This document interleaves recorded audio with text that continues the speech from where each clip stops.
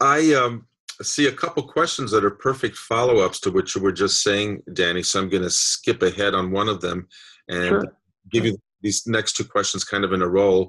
In a row. What are the benchmarks that will indicate we are, in fact, making the evolutionary bump up into cosmic consciousness? And how many people do you believe have awakened / are awakening to their cosmic roots and identify as Homo universalis? I hope I pronounced that right. No, well, yeah, uh, the benchmarks, obviously, that will indicate that we're making an evolutionary step up into cosmic consciousness is, first of all, recognizing that there is such a process going on, that there is an evolutionary process toward higher and higher levels of consciousness. You need to know that that process is going on in order to take advantage of it.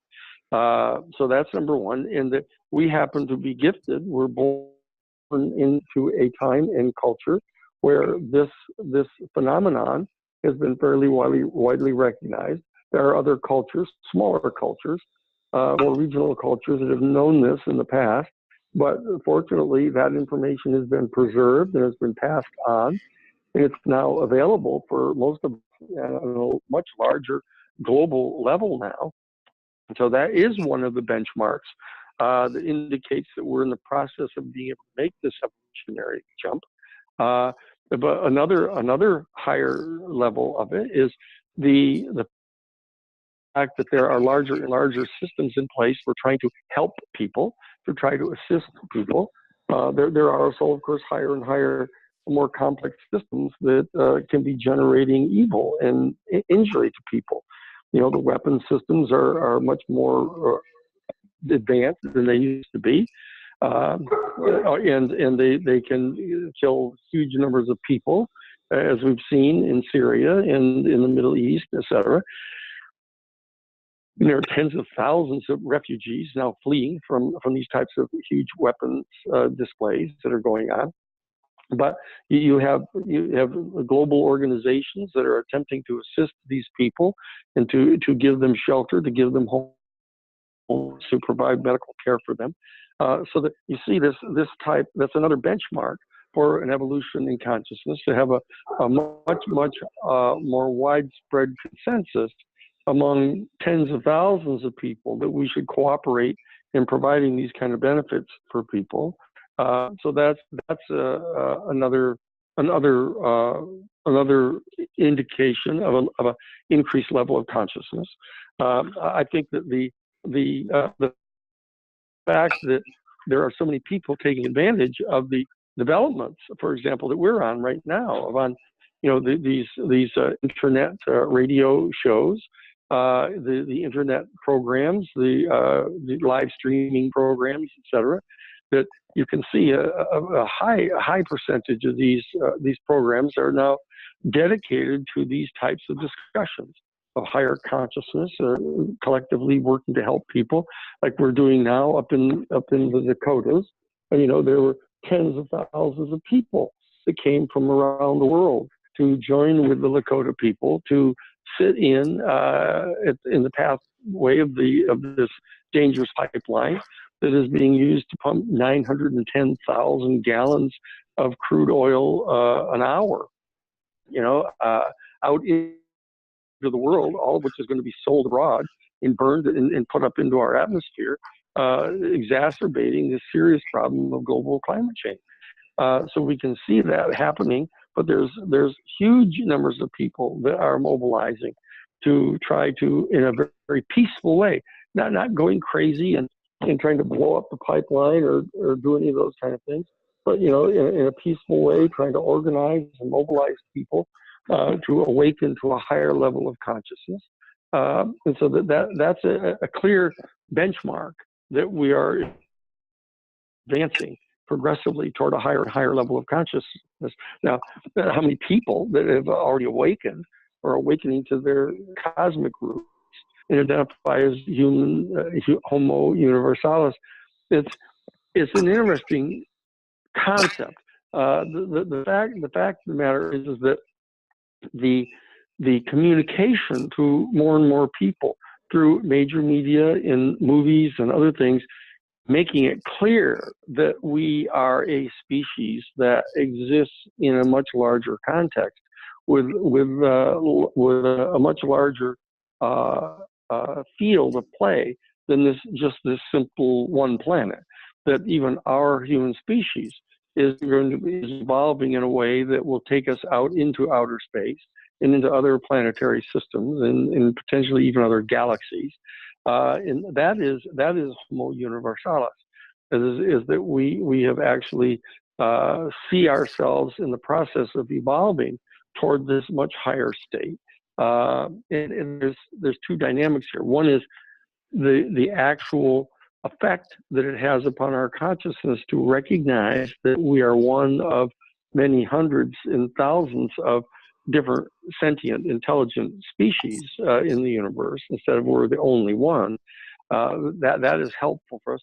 But there's also this spread of knowledge that has existed for many thousands of years in the human family, that through certain types of meditative exercises, proper diet, proper lifestyle, and stuff, that you can, in fact, discern this higher frequency functioning inside our body, this light body within our physical body, and that we can stimulate it, we can evolve it, we can accelerate the evolution of this aspect of our being, and so that the two things cojoin. We have a new set of communication technologies that are able to spread the ancient information about this secret, and at the same time are able to put in front of people the existence of this future that we have as a human family in outer space, as a shared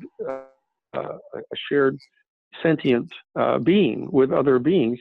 So those two factors together at this time and place intertwine with each other to reinforce each other, and so that it can lead us more and more into this state. Now, as to how many people have already awakened, there's a fairly small percentage of people who have awakened to the highest possible state of our human family. As we've talked about before, there are 8 distinct worldviews within the octave of different levels of consciousness. Well, I mean, actually, as you know, the Hindu people say there's like 268 of these levels of consciousness. If you make subtle distinctions between each level of consciousness, but there are, in my judgment, as we've talked about before, there are 8 kind of major full glottal stops along this pathway of evolution, of evolving from first paradigm to second paradigm to third paradigm, et cetera. That we can evolve all the way to an 8th paradigm level of consciousness, at which point we are on the brink of stepping over into a new species, that we will actually evolve into this Homo divinus, people have referred to it, as becoming divine beings, that we will be in a full state of evolved consciousness, and still potentially even in a material incarnation, so that we will basically live as full saints with all of the charisms and capacities, which people view as miraculous, of being able to teleport and have telepathy and be able to survive for 1,000 years in a single incarnation. There are various criteria or qualities of these higher states of evolution that we will be getting to. So if we look across the spectrum of these 8 full worldviews, my sense is that there's probably 10-15% of the people that are at the first most primitive level of consciousness. There's another 10% or something that are at a second level of consciousness, the second paradigm, that dialectical, confrontational, good guys, bad guys, me against you, us against them type of worldview. There's probably another 10%, that are at the third paradigm worldview, is kind of a conservative worldview. They're not reactionary, but they're clinging, holding on to things and places and material goods, as a sense of security. And, then there's another 10% that are at the fourth paradigm, scientific, logical, positivist paradigm, and then you get lesser amounts of them that are in the liberal worldview, lesser still that are in progressive worldview. The utopianists are probably only about 2 or 3% of people in the seventh paradigm worldview, and there's probably less than 1%, almost certainly less than 1% of the people on the planet who have achieved an eighth paradigm worldview. So it's sort of a descending order of 1% at the eighth paradigm, 2% or so at the seventh paradigm, 5 or so percent at the sixth paradigm, and you work your way on down to the point where you have as high as 10 to 15% of the people at the lowest levels of the first paradigm, and so that there's a spread like that. But as I say, the people who populate the eighth, seventh, and sixth paradigm, probably all together make up only approximately 10% of the people on the planet, and so that's why people have to, not only strive to reach that level of consciousness, but have to do everything that people can to assist other people in ascending to that level. The people in the fifth paradigm, kind of liberal worldview, are still attached to capitalism, still believe that capitalism is the primary mechanism by means of which the products of the world should be developed and distributed. But so they may have, as much as 6% of the people in that particular category, but it descends from a fairly small percentage of people at the very highest levels of consciousness, and it ascends all the way down toward the lowest, where there's as much as 15% of the people in the lowest kind of level of consciousness, and 10% in the second paradigm, 10% in the third paradigm, etc. So it's like that. It's a curve of that kind of a smaller and smaller percentage as you reach higher and higher levels of consciousness.